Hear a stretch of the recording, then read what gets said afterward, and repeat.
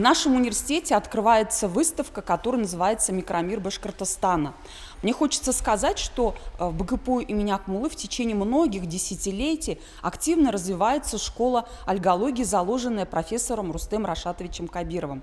Когда смотришь в объектив микроскопа, а микроскопы у нас прекрасного качества, исследовательские, которые позволяют видеть все детали структуры клеток, водорослей, цианобактерий, ты погружаешься в удивительный микромир.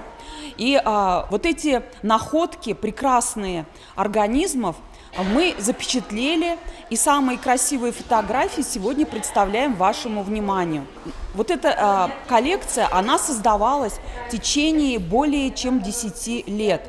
То есть здесь в основном снимки водорослей различных районов Республики Башкортостан, начиная от Сибая и заканчивая северо-востоком.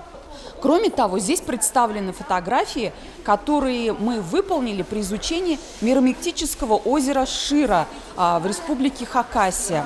Тоже очень красивые образцы. И сегодня во второй половине нашей выставки мы еще устраиваем мастер-класс, где все посетители смогут увидеть вот эти объекты под микроскопом, посмотреть, как их можно изучать.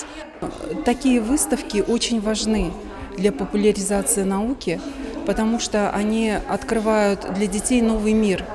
Мир природы, мир экологии, живой мир.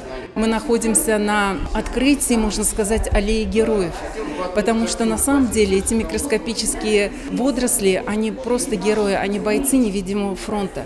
Они бьются за благополучие нашей окружающей среды. И не зря эта выставка проходит в праздник экологии, да, в день охраны окружающей среды.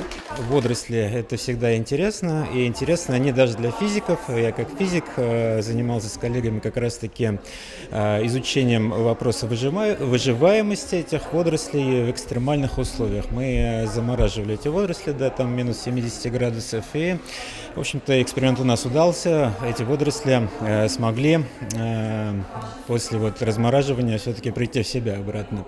А в данном случае, в контексте выставки, это всегда хорошо, потому что здесь фактически это такой science art, то есть взаимодействие науки и искусства. Это тоже всегда очень полезно, и именно то, что это зеленый цвет, который исходит от этих водорослей, это очень такое умиротворение вызывает. В общем, все приятно для глаза.